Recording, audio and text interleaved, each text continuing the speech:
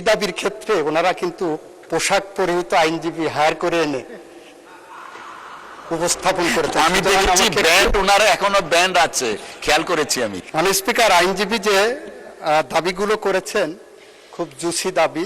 মাননীয় স্পিকার, কয়েক মাস আগে আপনি যেমন সুপ্রিম কোর্টে ছিলেন, আমরাও ছিলাম সুপ্রিম কোর্টে। আপনি আমাদের সমস্যা যেভাবে যত কাছের থেকে দেখেছেন, এই সমস্যার ভেতর দিয়ে আপনি গেছেন, আমরাও কিন্তু সেই একই সমস্যার ভেতর দিয়ে এখন যাচ্ছি। মাননীয় স্পিকার, আমি 1 টাকা বাজেট অনুমোদনের জন্য বলছি এ কারণেই যে 2025-26 সালে বিচার বিভাগের জন্য বরাদ্দ ছিল 2015 কোটি টাকা, যেটি জিডিপির 0.03% কাছাকাছি। এইবার এটি বেড়ে হয়েছে 2187 কোটি 58 লক্ষ টাকা। মাননীয় স্পিকার, এটাও জিডিপির 0.03% মতো, এর বেশি নয়। অথচ আমরা যদি বিটিভির মতন একটা একেবারে মানে কি বলবো, যে খাত থেকে কোনো লাভ হয় না এরকম একটি খাতের বরাদ্দের দিকে তাকাই, সেটাও দেখব বিচার বিভাগের বরাদ্দের চেয়ে কয়েক গুণ বেশি। মাননীয় স্পিকার, আমরা যদি আইনের শাসনের কথা বলি, ন্যায় বিচারের কথা বলি, সকলের জন্য সমান অধিকারের কথা বলি, সেটা একটা সুষ্ঠু বিচার বিভাগ না থাকলে সম্ভব হবে না। এখন পর্যন্ত পেন্ডিং মামলার সংখ্যা 50 লক্ষের উপরে, অর্থাৎ মামলা জট একটি বড় সমস্যা। বেঞ্চ এবং বারের অধিকার যদি আমরা রক্ষা করতে না পারি, আমরা দেশে আইনের শাসন কখনোই প্রতিষ্ঠা করতে পারবো না। মাননীয় স্পিকার, কয়েক মাস আগে আপনি যেমন সুপ্রিম কোর্টে ছিলেন, আমরাও ছিলাম সুপ্রিম কোর্টে। আপনি আমাদের সমস্যা যেভাবে যত কাছের থেকে দেখেছেন, এই সমস্যার ভেতর দিয়ে আপনি গেছেন, আমরাও কিন্তু সেই একই সমস্যার ভেতর দিয়ে এখন যাচ্ছি। মাননীয় স্পিকার, আমাদের বারের যেই দাবিটা, যার পক্ষ থেকে আজকে আমি এখানে কথা বলছি মাননীয় স্পিকার, সেখানে বলা হচ্ছে যে আমাদের প্রতি বছর যেই ফিটা আমরা পরিশোধ করি, সেটা মৃত্যুর আগ পর্যন্ত লয়াররা সেই ফিটা আর তুলতে পারে না। কিন্তু দেখা যায় বহু লয়ার শেষ জীবনে অসুস্থ হয়ে গেছেন, প্র্যাকটিস করতে পারছেন না, আদালতে যেতে পারছেন না, কিন্তু তাদের মানবেতর জীবন যাপন করতে হচ্ছে। একই ধরনের কথা শিক্ষানবিশ আইনজীবীদের ক্ষেত্রেও প্রযোজ্য। মাসে 2000-5000 টাকা তাদেরকে সিনিয়ররা দেন, কখনো দেন না। তাদের সকলের জন্য মাননীয় অসংখ্য ধন্যবাদ মাননীয় সদস্য।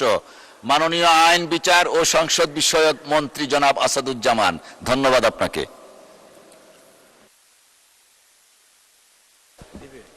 মাননীয় স্পিকার, আপনাকে ধন্যবাদ। মাননীয় স্পিকার, আপনি লক্ষ্য করেছেন অন্য দাবির ক্ষেত্রে কিন্তু মাননীয় সংসদ সদস্যরা নিজেরাই আর্গুমেন্ট করেছেন।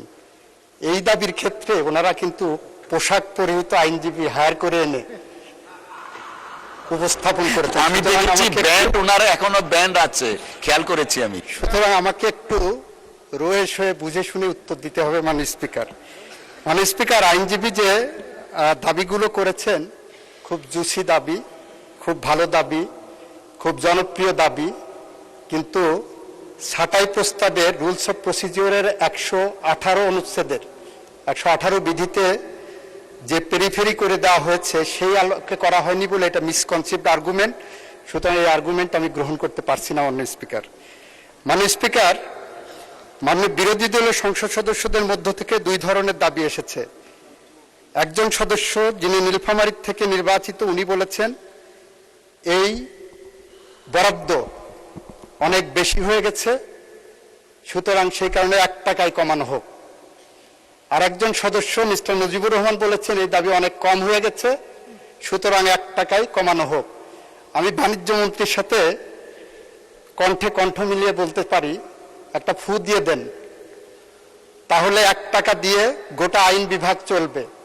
অথবা বিকল্প হিসেবে বলতে পারি, 1 টাকা দিয়ে যদি আইন বিভাগ চালানোর জন্য বলা হয়, তাহলে যেভাবে চলবে, তাহলে আমার বিচার বিভাগ দরকার নাই, আইন বিভাগ দরকার নাই, এটা একটা পুলিশি রাষ্ট্র হয়ে যাক। তাহলে বিচার বিভাগের তো 1 টাকা দিয়ে চালানো সম্ভব না বর্তমান বাস্তবতায়। সেই প্রেক্ষাপটে মাননীয় স্পিকার, 118 অনুচ্ছেদের 118 বিধির 5টা ডায়াগ্রাম করলে 5টা 118 বিধির ক অনুচ্ছেদে ডায়াগ্রাম করলে 5টা ইনগ্রিডিয়েন্টস পাওয়া যায়। তার একটা হলো আমরা যে কারণে যে নীতিতে এই প্রস্তাবনাটা করেছি, এই প্রস্তাবনাটা ওনারা মানতে চাচ্ছেন, এই নীতিটা ওনারা অনুমোদন করছেন না। দ্বিতীয়টা হলো নোটিশ প্রদানকারীকে সুস্পষ্ট ভাষায় নীতির সকল দিক আলোচনা করতে হবে।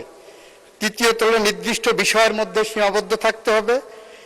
চতুর্থত পঞ্চমত হলো বিকল্প নীতি অনুসরণের পরামর্শ দিতে পারেন ওনারা, কিন্তু ওনারা 1 টাকায় কমিয়ে 1 টাকা দিয়ে গোটা আইন বিচার বিভাগ কিভাবে চালানো সম্ভব সে ধরনের বিকল্প নীতি আমাদের সামনে উপস্থাপন করেননি মাননীয় স্পিকার। সেটা যাই হোক মাননীয় স্পিকার, এই টাকাটা আমাদের বিচার বিভাগ চালানোর জন্য অপ্রতুল হলেও এই 2030-এর জুন পর্যন্ত এই টাকার বিকল্প আমাদের সামনে কোনো উপস্থাপনা আমাদের নাই বলে এটাকে অনুমোদন করার জন্য আমি আপনার মাধ্যমে সংসদের কাছে উপস্থাপন করছি এবং ছাঁটাই প্রস্তাবটি নাকচ করার জন্য আহ্বান জানাচ্ছি মাননীয় স্পিকার। ধন্যবাদ। 2027-এর 30 জুন হবে, 2027-এর 30 জুন। 27-30 জুন জি পর্যন্ত। জি, ধন্যবাদ।